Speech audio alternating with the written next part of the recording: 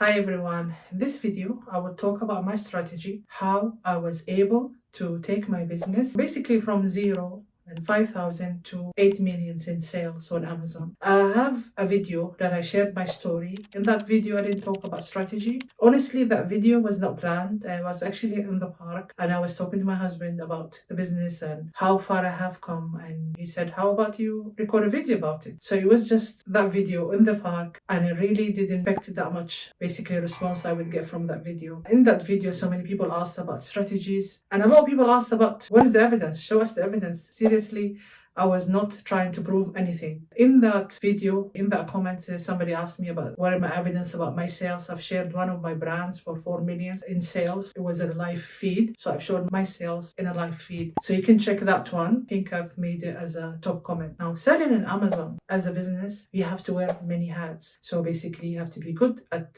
picking a good product. You have to be a good sourcer to source a good product with good quality. And then you have to be good at marketing. Those are the 3 hats that you need to wear. But to me, these can be developed very quickly. What more difficult is developing the business skills, like working out your profit. And you might find it surprising that a lot of Amazon sellers, they're not good with numbers. I didn't have any business experience when I started Amazon. Yes, I can add up things, but seriously, if you didn't have a business, you don't really understand numbers. For example, in my eBay business, when I started, I had a product that I was selling and I researched it with my little experience, and it was selling for £10, okay? And when I looked at in the wholesaler, it was for £1.50. And I was like, wow, I'm making a lot of money. From £1.50, I'm going to get a tenner for that. I didn't work out anything. I didn't work out eBay fees. I didn't work out the shipping. And it's actually, with adding all this up, you end up with nothing. £10 was not good enough. So when I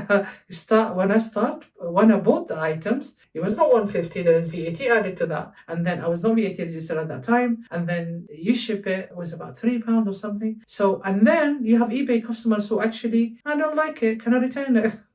And then you have to pay more money for them to ship it back. Or normally what I say is just keep it, because it's going to cost me more money for them to send it back. So I didn't know all these skills. I had to develop them very quickly. And in Amazon, we're talking about more numbers and bigger numbers. And you can't just make that as you go. You have to learn that very quickly, because if you don't, your business will just collapse. The other skills that I had to learn is, maybe it's one of the first principles of all those business books that we read, Rich Dad, Poor Dad, The Richest Man in Babylon. I think it's one of the oldest books that talked about that. The first principle, pay yourself first. When I read this one, pay yourself first, I read this ages ago, like before I knew anything. And I think I just skimmed through it. And when I was looking at it, I was thinking, pay myself first, which means I pay myself. So things that I can have fun with. That's how I understood it, because I was not going deeper into these books and understanding what does that mean. Basically means that you have to have saving. And those savings, they have to be going into investment. And for my Amazon business, the first thing that I did, I start saving from my salary. Like everyone that has a 9-to-5 job, my salary was just enough for me for the whole month. By the end of the month, that's it. It's finished. I just have to wait for the beginning of the month to get my salary. Basically,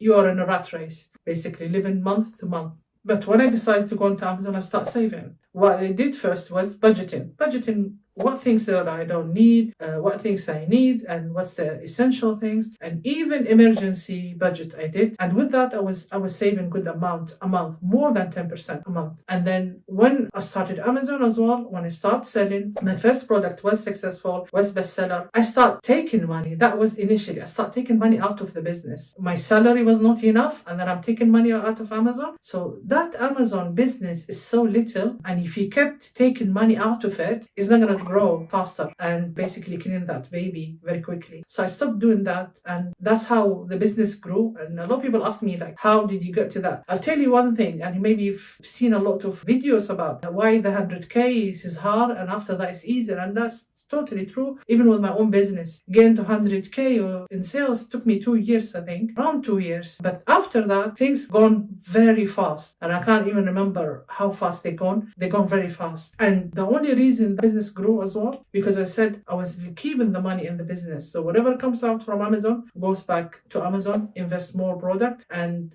also, what I did was, when I started becoming really good at budgeting, I was actually saving more than 30% of my salary towards Amazon. So basically, before, I was thinking my salary was not enough for me to last me a whole month. Suddenly, 30% of that salary was going back to Amazon and reinvest in Amazon. And that's how we grew very quickly. The other strategy that I picked up, so just to recap, the main two things that you need to pick up: budgeting and how to calculate your profit. And two, don't take money out of the business if you want it to grow. And that's how any businesses, like even let's say there's a restaurant, if the restaurant's owner basically invested all their money in that restaurant, they're not gonna take money out of it initially. They will just keep that money, grow that business, and pay salaries, pay the rent and everything. And the money of the business stays in the business. Because as soon as you start taking money out, and that's what a lot of people do, they start a brand or start a product and then they start taking money out. But if I would say, how would you succeed in Amazon? What is my advice if anybody wants to start Amazon, if they wanted to go and basically value that business to $1 million and sell it, even grow it to become valued at $1 million, maybe they don't want to sell it. Like the one of Steven was telling me, what if I don't want to sell it? You don't have to sell it, but you value it. So it's like an asset. Like we take a property underdeveloped and develop it to basically have a valued business as an asset. Amazon business is an asset. So you can build that asset. And if you want to sell it, you can sell it. If I wanted to say what's the main advice is if you wanted to grow very quickly,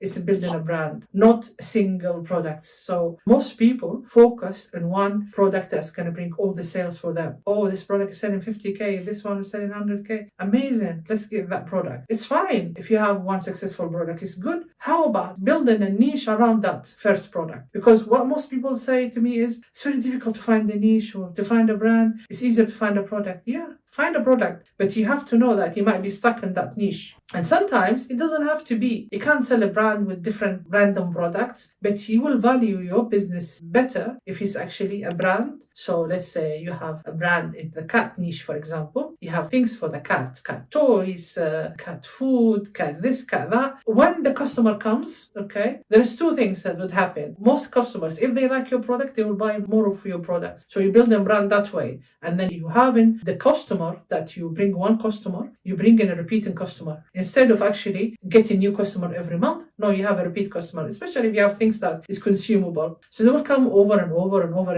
again to you. So if you have to market to 1,000 people this month, next month, those 1,000 people, if you have a good product, you basically guaranteed that they will come next month, and then you target another 1,000. So you have 2,000 people that they will come and buy your products. And this is how big you can get into Amazon very quickly. The other thing is building products around variations. Variation makes you grow very quickly. And that's one of the things that I did in my business. Most of my products has variation. And one of the requirements in my teaching, in the course, I say that don't look for variation when you start a business. And that's true because most people will come with a limited budget to start trying Amazon or start working on Amazon, selling on Amazon for one product. If you go to a niche, that variation is not compulsory. As for example, somebody will look for something and they will buy it. If there is a variation, it's optional. So it's not essential that they have to have that other size or other color. Then yes, that's fine. Okay. You can have that kind of product. But if you started a product that it has to have at least 3 colors and 3 sizes, you have already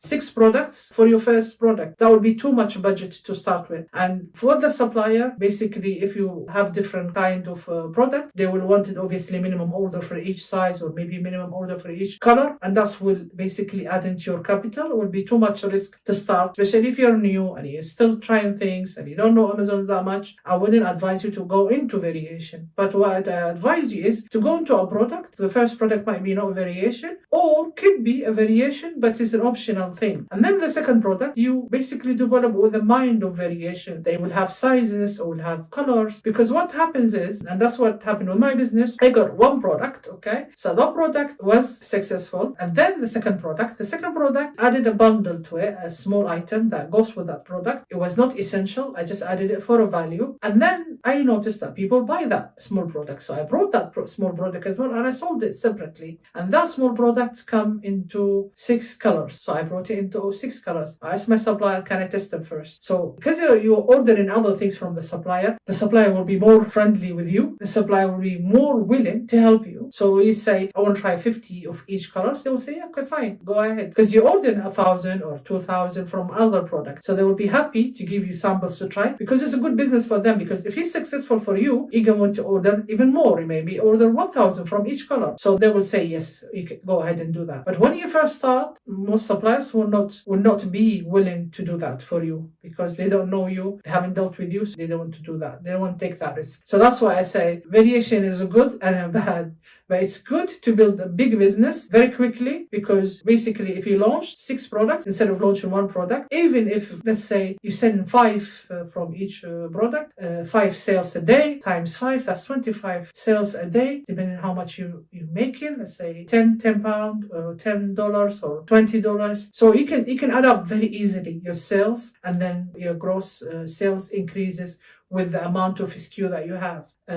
So it's a gradual build up to a big business, and not too much capital to start with. So that's how you would build up a business. But my main advice is to stick to a brand. So building a brand around your niche is very beneficial, because you can market it, you can grow it, and once you have time, you can build your social media around this brand, and you can even expand even further with it. So this is my advice. I hope you find it helpful. If you have any comments or any questions in particular on that topic, how to build that big business or big brand on Amazon, please put them in the comments below. Thank you. Bye.